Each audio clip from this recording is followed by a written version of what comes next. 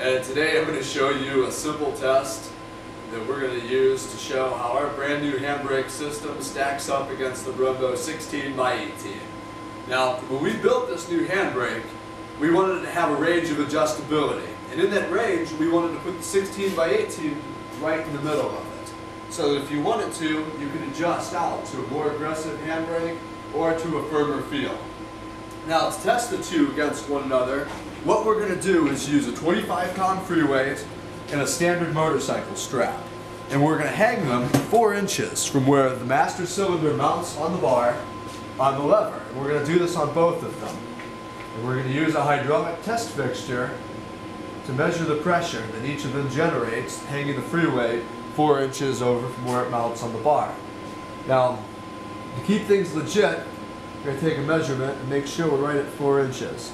And unfortunately, it looks like we're maybe 30 thousandths over. We want to keep this fair for the Brembo, so we'll move it over here.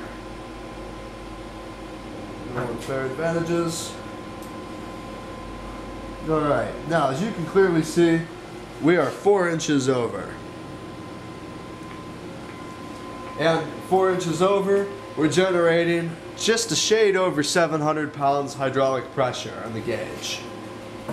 Alright, so we've got the FullThrottleInc set up on the gauge. We'll find out what kind of pressure it makes. We're going to do the same thing we do with the Brembo, holding the strap 4 inches over from where the lever mounts on the bar.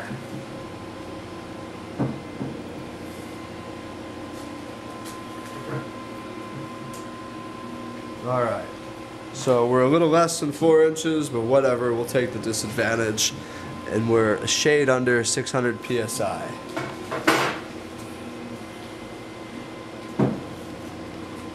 So I'm just going to change the cable position. It's really easy to do on this. You just simply pull the cover off and move it over. This gives me a second too to talk about cable tension for those of you guys that have these at home already. This needs to be able to return to its home rest position when you let off the brake. So if you have to lift up on it in order to get the cable into the hole, the cable's too tight. You should be able to just slide it right into place.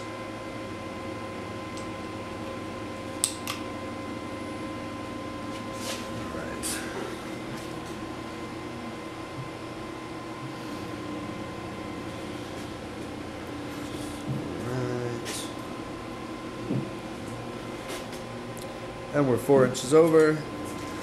And we're just a hair under 700 psi, and we're about dead even with where the Brembo 16x18 was. Alright, so we're going to go to the third position. Isn't this exciting? For everyone's sake at home, I hope you guys are watching this on company time.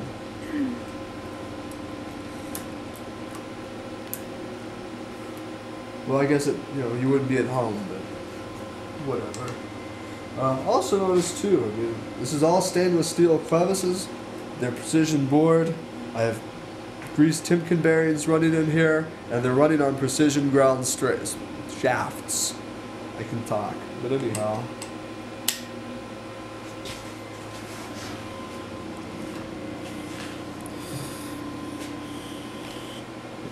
Alright, so we're on the third setting.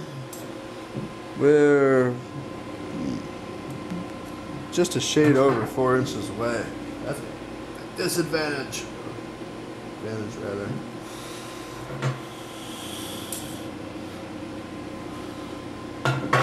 Alright, I'm gonna get this one of these times.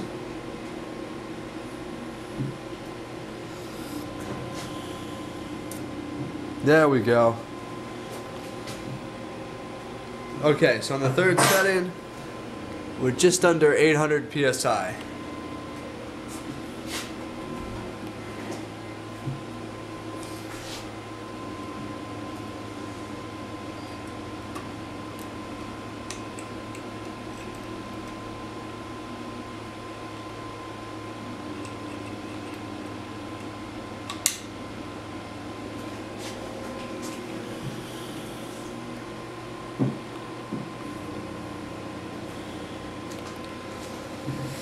And on the last setting, yeah, we're a little more than 4 inches away. We can't count that.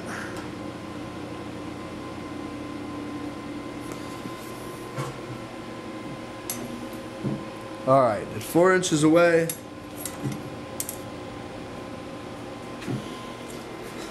we're right at about 940 psi.